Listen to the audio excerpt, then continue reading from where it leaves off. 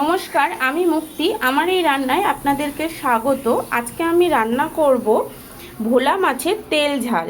তার জন্য আমি 500 গ্রাম ভোলা মাছ নিয়েছি। এগুলো খুব একটা বড় ভোলাও না, আবার ছোটও না। আর তার জন্য এই রান্নাটা করার জন্য আমি দুটো বড় সাইজের পেঁয়াজ স্লাইস করে কেটেছি, একটা গোটা টমেটো স্লাইস করে কেটে নিয়েছি, 4-5টা কাঁচা লঙ্কা চিড়ে নিয়েছি, একটু আদা কুচিয়ে নিয়েছি, আর নিয়েছি ধনেপাতা। এই সামান্য সরঞ্জাম দিয়েই আজকে আমি রান্না করব ভোলা মাছের তেল ঝাল। তাহলে চলুন কি করে করি দেখা যাক। আমি গ্যাসটাকে অন করে দিয়েছি, কড়াইটা চাপিয়ে। কড়াইটা গরম হলেই আমি মাছগুলোকে ভেজে নেব। আপনাদের সবাইকে অনেক অনেক ধন্যবাদ আমার এই ভিডিওটা দেখার জন্য। প্লিজ একটু ভিডিওটা পুরোটা দেখবেন মাছটা যেভাবে রান্না করব ওইভাবে রান্না করলে ভোলা মাছের তেল ঝালটা খুব টেস্টফুল হয়। মাছটা ভাজবো বলে কড়াইটা গরম হয়ে গেছে। এইবার আমি কড়াইয়ের মধ্যে তেল দিয়ে দিই, মাছগুলোকে ভেজে নেব। তেলটা গরম হয়ে গেছে, আমি গ্যাসের আঁচটাকে একটু লো করে দিই। এইবার আমি মাছগুলোকে একে একে সব তেলের মধ্যে ছেড়ে দিচ্ছি।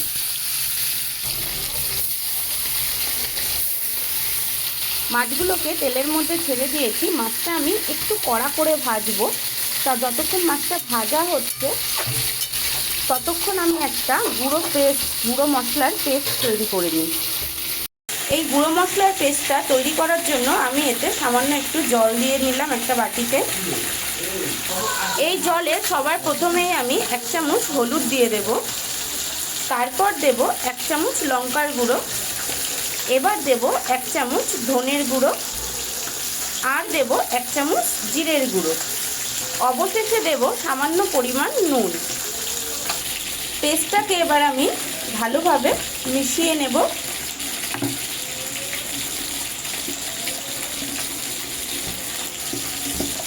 যতক্ষণ মাছগুলো ভাজা হচ্ছে ততক্ষণ এই পেস্টটা জলের মধ্যে ভিজবে।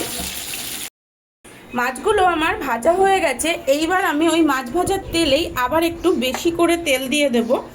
যেহেতু এটা আমি ভোলা মাছের তেল ঝাল করব তাই তেলটা একটু বেশিই দেব। তেলটা গরম হয়ে গেছে, এবার আমি এতে একটু কালো জিরে ফোড়ন দিয়ে দিলাম।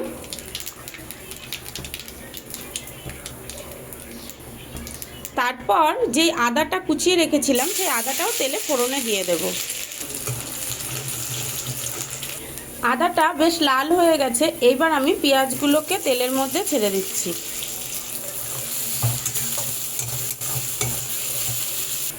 পেঁয়াজটা বেশ সুন্দর লাল হয়ে এসেছে। এইবার আমি এই টমেটোগুলোকেও পেঁয়াজের মধ্যে দিয়ে দেব। টমেটোটা দিয়ে দিয়েছি। এইবার আমি টমেটো আর পেঁয়াজটাকে বেশ ভালোভাবে নাড়াবো আর অনেকক্ষণ ধরে কষাবো, যতক্ষণ এটা একটা গ্রেভি না বের হয়।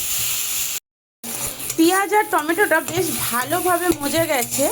এইবার আমি এই পেঁয়াজ আর টমেটোটার মধ্যে মানে এই যে গ্রেভিটা তৈরি হয়েছে এর মধ্যে এই যে ভেজানো মশলাটাকে আমি এর মধ্যে দিয়ে দেব।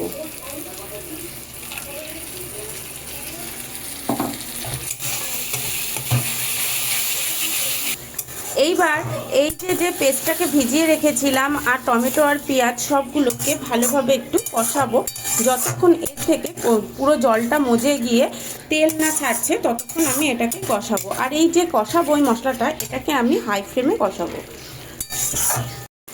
দেখুন জলটা পুরো টেনে নিয়েছে আর বেশ সুন্দর তেল ছেড়ে দিয়েছে। এইবার আমি এর মধ্যে যে কাঁচা লঙ্কাগুলোকে চিড়ে রেখেছিলাম সেই কাঁচা লঙ্কাগুলো দেব।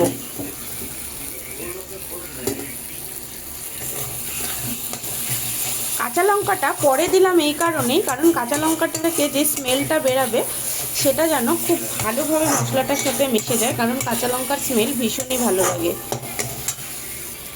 এবার আমি এতে প্রয়োজন মতন জল দিয়ে দেব। খুব একটা বেশি দেব না, কারণ আমি এটা তেল ঝাল করব। সামান্য একটু জল দেব, কারণ হালকা গ্রেভি করার জন্য।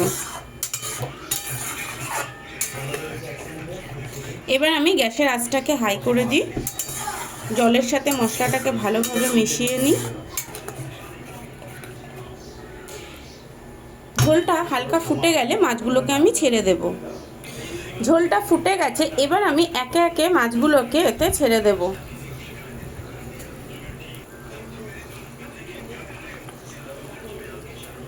মাছগুলো এতে আমি ছেড়ে দিয়েছি। এইবার আমি ঝোলটা বেশ ফুটছে, এর ওপর দিয়ে যে ধনেপাতাগুলোকে কেটে রেখেছিলাম সেগুলো সুন্দরভাবে দিয়ে দিই।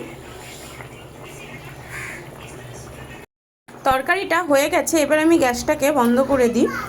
দেখুন কত সুন্দর হয়েছে, বেশি ঝোলও না আবার একদম শুকনোও না। এইভাবে ভোলা মাছের তেল ঝাল করে খেলে ভীষণই ভালো লাগে। আমার রান্নাটা যদি আপনাদের ভালো লেগে থাকে তাহলে প্লিজ একটা লাইক করে দেবেন, আর পারলে একটা সাবস্ক্রাইবও করে দেবেন। আর যারা ভোলা মাছ খেতে একদমই পছন্দ করেন না তারা এইভাবে রান্না করে খাবেন, আর যারা একদম পছন্দই করে না তাদেরকে আপনারা এই রান্নাটা শেয়ারও করে দিতে পারেন।